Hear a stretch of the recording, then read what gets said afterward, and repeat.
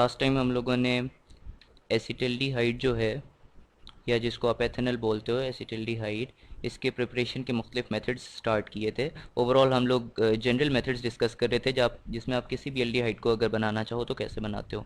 सबसे फर्स्ट जो मेथड हम लोगों ने देखा था वो था कि अगर आप ऑक्सीडेशन करो इन द प्रेजेंस ऑफ सिल्वर या कॉपर कैटलिस्ट, और साथ में आप टेम्परेचर अगर रेस करो, तो ये डायरेक्ट अल्कोहल्स की ऑक्सीडेशन से आप प्रिपेयर कर सकते हो। ठीक है।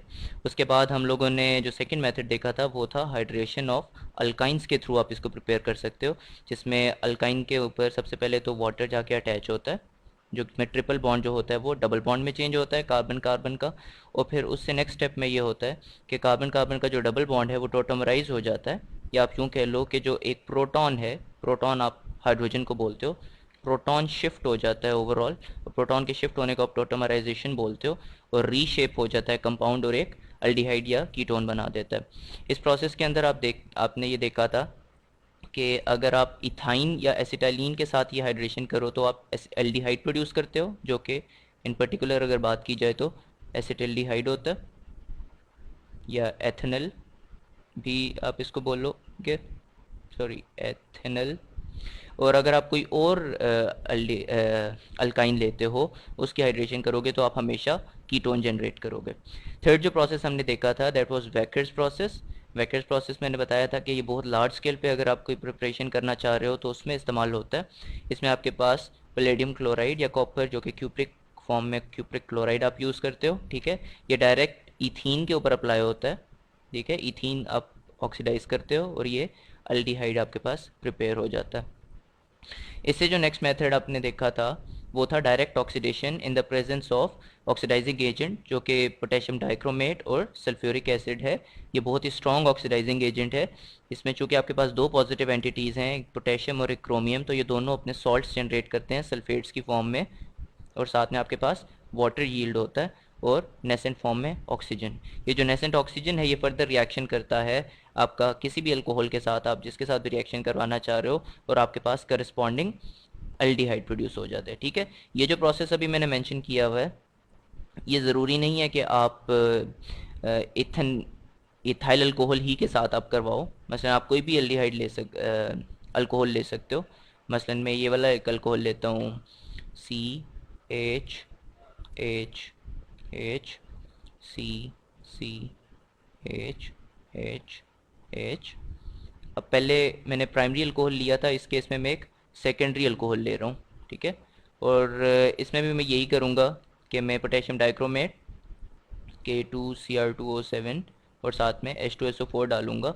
तो बेसिकली ये दोनों मिलके सबसे पहले क्या करेंगे कि स्ट्रॉन्ग फॉर्म में ऑक्सीजन या nascent oxygen, newly born oxygen generate करेंगे। और जो न्यूली बॉर्न ऑक्सीजन होगा ये फिर क्या करेगा कि ये ऑक्सीजन अटैक करेगा जाके इस वाले हाइड्रोजन एटम को और इस वाले हाइड्रोजन एटम को। ठीक है। इन दोनों हाइड्रोजन्स को रिमूव कर देगा, और जो आपके पास फाइनल प्रोडक्ट बचेगा वो कुछ ऐसा होगा कि ये H यहाँ पे भी इस वाले कार्बन के साथ भी तीन हाइड्रोजन एटम्स, इसके साथ सिर्फ एक ऑक्सीजन यूं करके बच गया, तो ये अपने बॉन्ड्स कंप्लीट करने के लिए यूं डबल हो जाएगा। आप देख सकते हो कि आपने क्या एक एसीटोन बना दी है। ठीक है। तो बेसिकली आप ये जो मेथड है, इस तरीके से आप किसी भी सेकेंडरी अल्कोहल को अगर आप ऑक्सीडाइज करो तो आपके पास अल्कोहल्स कीटोन्स प्रोड्यूस होते हैं। ठीक है। और अगर आप किसी टर्शरी अल्कोहल को लो, टर्शरी अल्कोहल्स में आपके पास क्या होता है कि कार्बन कार्बन कार्बन कार्बन। अब ये वाला जो कार्बन है इसके तीन बॉन्ड्स हैं ना, तो इस वाले कार्बन के साथ आप ऐसा करो कि OH लगा दो और बाकी बॉन्ड्स कंप्लीट करा दो सारों के, CH3 ठीक है। इसके साथ अगर आप करोगे रिएक्शन यही वाला पोटेशियम डाइक्रोमेट और सल्फ्यूरिक एसिड अगर इसके अंदर आप डाल दो K2Cr2O7 प्लस H2SO4, तो अब इसमें एक प्रॉब्लम है इस रिएक्शन में। इस रिएक्शन में मसला ये है, जिस तरह आप पहले करते आ रहे थे ना, कि अगर आप यहाँ से एक H रिमूव करो तो फिर इस वाले कार्बन के साथ तो H कोई है ही नहीं जो आप रिमूव करो। तो फिर होता ये है कि इंस्टेड ऑफ दिस कि ये वाला बॉन्ड ब्रेक हो, यानी O और H का आपस में बॉन्ड ब्रेक नहीं होता, बल्कि ये जो ऊपर C और O का बॉन्ड है ये ब्रेक हो जाता है। ठीक है। ये C और O का बॉन्ड यहाँ से ब्रेक हो जाता है, और होता ये है कि ये पूरा OH यहाँ से रिमूव हो जाता है। ये पूरा OH रिमूव हो जाता है यहाँ से। और यहाँ से क्या होता है, इस साथ वाले कार्बन के ऊपर से एक 3H थे ना, तो यहाँ पे 2H बच जाते हैं, यहाँ पे H2 हो जाता है, और ये नीचे से बॉन्ड ख़त्म हो चुका है। अब आप देखो बॉन्ड्स कंप्लीट करने के लिए ये दोनों कार्बन आपस में क्या कर लेते हैं, डबल बॉन्ड बना देते हैं, और इस प्रोसेस को हम फिर बोलते हैं एलिमिनेशन रिएक्शन। Elimination reaction. इसमें हुआ क्या है कि इसमें डिहाइड्रेशन हो गई है।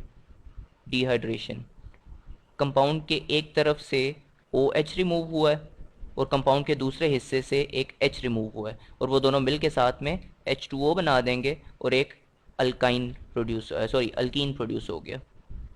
ठीक है, तो ये हमेशा यूं ही होता है। अगर आप कोई भी टर्शरी अल्कोहल लो और उसकी आप ऑक्सीडेशन इस तरीके से करने की कोशिश करो तो ऑक्सीडेशन नहीं होती, बल्कि क्या हो जाता है कि एडिशन एलिमिनेशन रिएक्शन हो जाता है। Sorry, this is not addition, ये एलिमिनेशन रिएक्शन है, वाटर एलिमिनेट हो रहा है और इन पर्टिकुलर डिहाइड्रेशन हो जाती है। ठीक है, तो अब हम थोड़ा सा रिवाइज कर लेते हैं कि ओवरऑल क्या हो रहा है। अगर तो आप किसी प्राइमरी अल्कोहल की ऑक्सीडेशन करो, प्राइमरी अल्कोहल को आप ऑक्सीडाइज करो, तो हमेशा आपके पास एक अल्डिहाइड जनरेट होगा। ठीक है, ज़रूरी नहीं है कि आप इस वाले मेथड को, क्योंकि आपकी बुक के ऊपर इन पर्टिकुलरली उसने एसिटल्डिहाइड प्रिपेयर करने के लिए इस्तेमाल किया है, चूँकि उसने इथेनॉल लिया है या इथाइल अल्कोहल लिया है और उसको उसने इसी मेथड के थ्रू एथेनॉल बना दिया है। ज़रूरी नहीं है कि आप यही करो, आप प्रोपेनॉल ले सकते हो, प्रोपेनॉल। ठीक है, तो ये प्रोपेनॉल के अंदर चेंज हो जाएगा। ठीक है, इसी तरीके से आप ब्यूटेनॉल ले सकते हो और ब्यूटेनॉल जो है ये ब्यूटेनॉल के अंदर चेंज हो जाएगा। पेंटेनॉल पेंटेनॉल के अंदर चेंज हो जाएगा। हेक्सेनॉल हेक्सेनॉल के अंदर चेंज हो जाएगा। ठीक है, सो आप किसी भी अल्कोहल को जो कि प्राइमरी फॉर्म में हो, आप उसको ऑक्सीडेशन करके अल्डिहाइड यील्ड कर सकते हो। सेकेंडली आप ये कर सकते हो कि आप सेकेंडरी अल्कोहल लो और उसको आप इसी मेथड के थ्रू ऑक्सीडाइज करो। अगर सेकेंडरी अल्कोहल को आप ऑक्सीडाइज करोगे तो आपके पास हमेशा एक कीटोन जनरेट होगा। और थर्डली आप टर्शरी अल्कोहल के साथ अगर रिएक्शन करवाओ, डायरेक्ट ऑक्सीडेशन, तो ये आपके पास क्या करता है कि ये आपके पास एक एलिमिनेशन रिएक्शन हो जाता है और एज अ रिजल्ट आपके पास एक अल्कीन प्रोड्यूस हो जाता है। ठीक है, सो ये एक ओवरऑल समरी हो गई कि अगर आप डायरेक्ट ऑक्सीडेशन से प्रिपेयर करना चाह रहे हो तो कैसे आप प्रिपेयर कर सकते हो। ये जो 3 रिएक्शंस हैं ना, ये अल्कोहल्स के टेस्ट के तौर पे भी इस्तेमाल होते हैं, अल्कोहल टेस्टिंग के लिए इस्तेमाल होते हैं। यानी आप डायरेक्टली पोटेशियम डाइक्रोमेट और सल्फ्यूरिक एसिड तो लैब के अंदर बड़े आराम से आपको मिल जाता है ना, बॉटल्स में, आपको हर लैब के अंदर पड़ा हुआ होता है केमिस्ट्री में।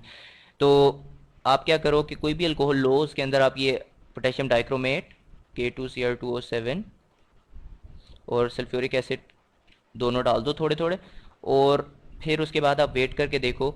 अगर तो आपका जो प्रोडक्ट बन रहा है वो कोई अल्डिहाइड बन रहा है तो इसका मतलब है कि जिस अल्कोहल के अंदर आपने डाला था वो एक प्राइमरी अल्कोहल था। अगर तो आपका जो प्रोडक्ट बन रहा है वो कीटोन बन रहा है उसके बाद, जो कि मुख्तलिफ तरीक़ों से आइडेंटिफाई किया जा सकता है, तो इसका मतलब है कि आपने सेकेंडरी अल्कोहल लिया था। और अगर आपका रिएक्शन हो ही नहीं रहा, ठीक है, या आपको हीट करा के करना पड़ रहा है, तो टर्शरी अल्कोहल थोड़ा सा इस तरह का रिएक्शन करते हैं। ये डिहाइड्रेशन रिएक्शन है, इसमें आपको हीट करना पड़ता है, तो ये आपके पास फिर डेफिनेटली अल्कीन प्रोड्यूस करता है। तो आपको पता चल जाएगा कि ये एक टर्शरी अल्कोहल है, तभी आपका रिएक्शन नहीं हो रहा या देर से हो रहा है। इसके बाद हम इससे जो फाइनल मेथड है प्रिपेयर करने का, अल्डिहाइड्स और कीटोन्स दोनों इस मेथड से प्रिपेयर किए जाते हैं, ये है कैल्शियम सॉल्ट्स के थ्रू। अब सबसे पहले तो मैं आपको थोड़ा सा रिवाइज करवा दूं कि फॉर्मिक एसिड किस चीज़ को बोलते हैं। फॉर्मिक एसिड या मेथनोइक एसिड भी इसको बोलते हैं, methanoic acid. Formic single carbon, methane single carbon, इसी तरीके से acetic acid 2 carbons, and then इसको आप एथेनोइक एसिड भी बोलते हो। ठीक है, अगेन 2 कार्बन्स। तो इन दोनों का स्ट्रक्चर कैसा होता है? फॉर्मिक एसिड का स्ट्रक्चर तो ये होता है कि C के साथ आप 3 बॉन्ड्स लगा दो, CH3, और साथ C डबल बॉन्ड OH। आपको पता है एसिड्स में CO COOH लगा हुआ होता है, तो दिस इज COOH। ये आपका acetic, sorry this is not formic acid, this is acetic acid जो मैंने बना दी है अभी। फॉर्मिक एसिड में क्या होता है, C double bond O, O H, दूसरी तरफ को सिंपली एक एच ही लगा हुआ होता है सिंगल कार्बन के साथ जो बनता है स्ट्रक्चर।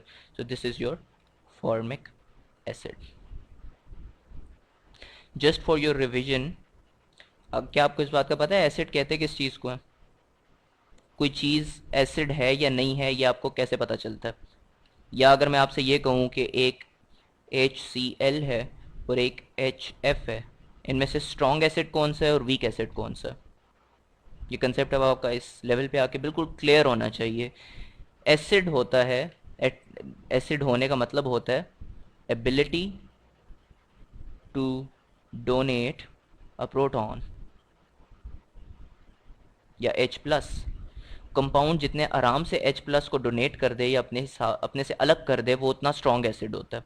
अब आपको पता है कि H और F का बॉन्ड बहुत स्ट्रॉन्ग है निस्बतन HCl के, क्योंकि फ्लोरीन की इलेक्ट्रोनेगेटिविटी बहुत ही ज़्यादा है, -4, सॉरी नॉट -4, इट्स 4। तो ये बहुत ही ज़्यादा माइनस चार्ज होगा यहाँ पे, और यहाँ पे बहुत ही ज़्यादा प्लस चार्ज होगा। इलेक्ट्रोनेगेटिविटी डिफरेंस एच और एफ का ज़्यादा है निस्बतन HCl के, जिसकी वजह से HF बॉन्ड जो होता है वो ज़्यादा स्ट्रॉन्ग होता है HCl की निस्बत। अब अगर आपने HF के अंदर से H अलग करना है तो वो मुश्किल होगा, ठीक है, निस्बतन HCl के। HCl में आराम से H रिमूव हो जाएगा, इसका मतलब है HCl ज़्यादा अच्छा एसिड है, ठीक है, it's a strong acid compare to HF। HF is a weak acid, ठीक है।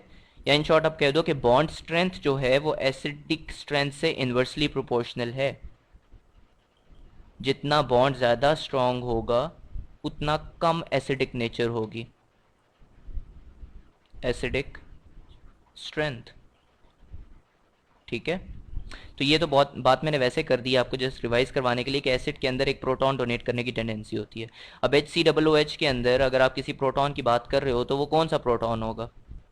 वो डेफिनेटली यहाँ से ये वाला प्रोटॉन होता है आपके पास, ये यहाँ से आप ये वाला H रिमूव कर दो OH के साथ से, तो जब आप एक प्रोटॉन डोनेट करने के बाद ये आपके पास एक नेगेटिव आइन बच जाएगा, ठीक है। इसी तरीके से CH3COOH के साथ से भी अगर आप एक प्रोटॉन रिमूव करा दो तो आपके पास ये एक नेगेटिव चार्ज आ जाएगा इस वाले ऑक्सीजन के ऊपर।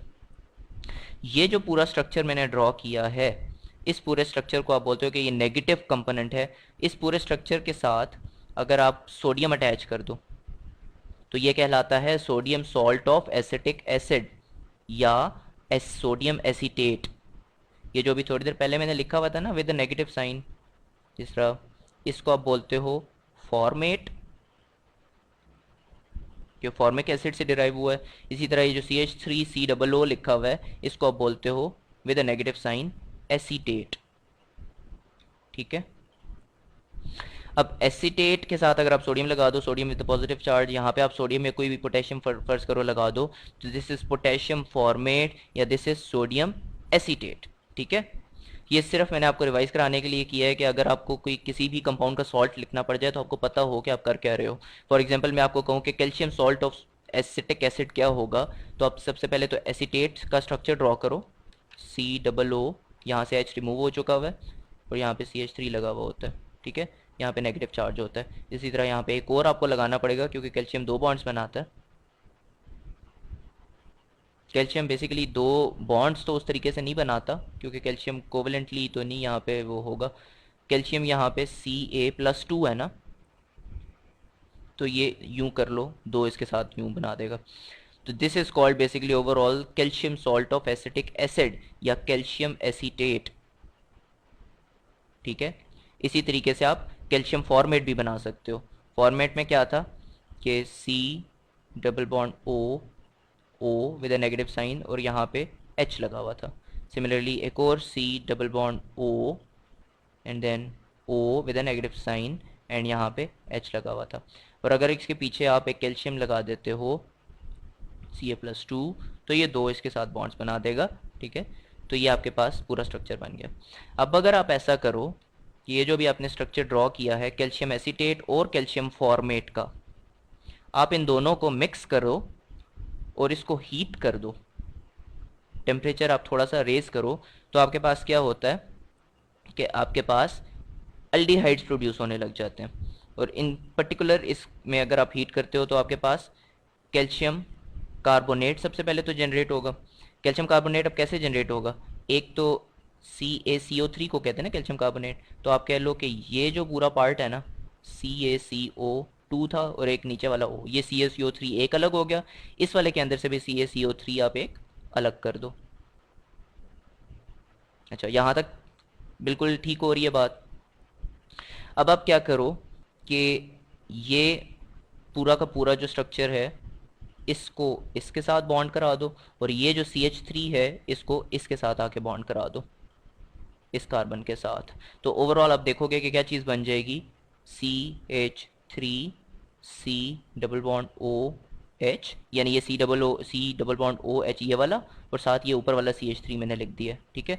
और एक और इसी तरीके से प्रोड्यूस होगा CH3C डबल बॉन्ड O, और साथ ये वाला कॉर्नर पे आप H लगा दोगे तो यही रिवर्स फॉर्म में। तो ओवरऑल आपके पास दो ये चीज़ें और दो कैल्शियम कार्बोनेट्स प्रोड्यूस हो जाएंगे, ठीक है।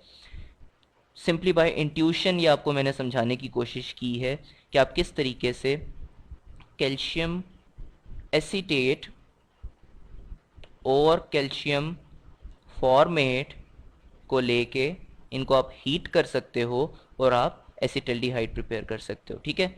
ये भी बहुत कॉमनली यूज़ होता है मेथड, लेकिन इसमें आपको फिर डेफिनेटली सबसे पहले सॉल्ट्स की ज़रूरत होती है। इसके अलावा आप ये कर सकते हो कि आप simply calcium salt of acetic acid लो, जिसमें C double bond O, sorry यहाँ पे C double bond O direct नहीं होता, पहले एक O के साथ आप बॉन्ड बनाते हो, ठीक है।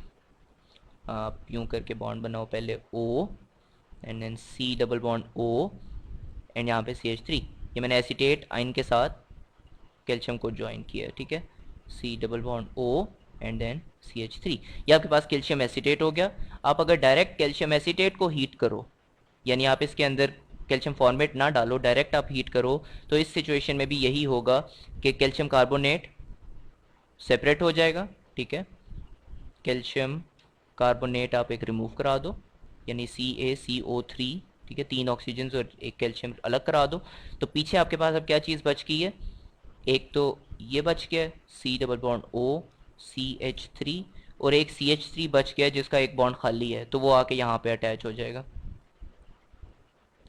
इंटरेस्टिंगली अगर आप गौर करो, ये आपके पास क्या बन गया है, ये आपके पास एसीटोन बन गया है, एसीटोन बन गया। अच्छा, हम इसको एसीटोन बोलते हैं, हालांकि इसमें 3 कार्बन हैं।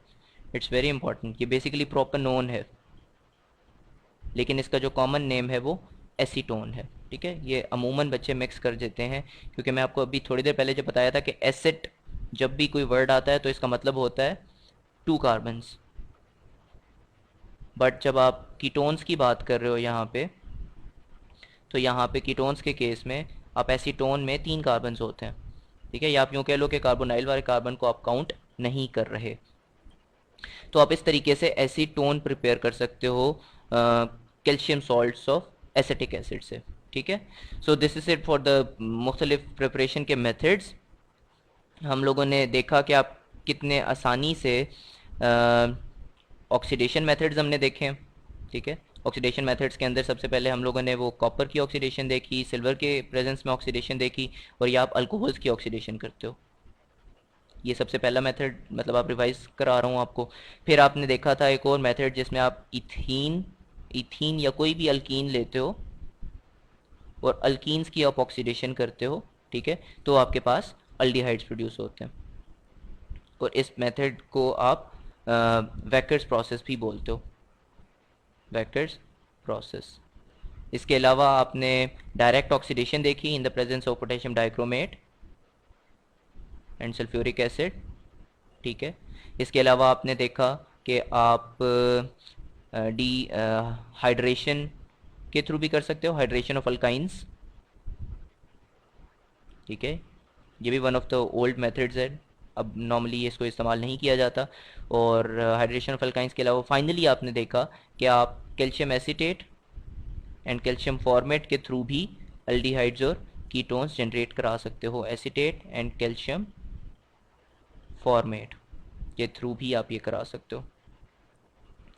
So this is it for this lecture. इससे नेक्स्ट लेक्चर के अंदर हम लोग इंशाल्लाह रिएक्टिविटी के बारे में बात करेंगे, जो एक टोटली नया टॉपिक है। हम कार्बोनाइल कंपाउंड्स जो अभी तक हम लोगों ने स्टार्ट किए हुए हैं, aldehydes and ketones, in compounds की हम देखेंगे कि जो कार्बोनाइल ग्रुप है ये किस तरीके से रिएक्ट करता है सी डबल बॉन्ड ओ जो ग्रुप है, और इसकी स्ट्रक्चर की वजह से कैसे फ़र्क पड़ता है, एडिशन रिएक्शंस होते हैं आया या सब्स्टिट्यूशन रिएक्शंस होते हैं, क्या होता है सी डबल बॉन्ड ओ की प्रेजेंस की वजह से। ठीक है।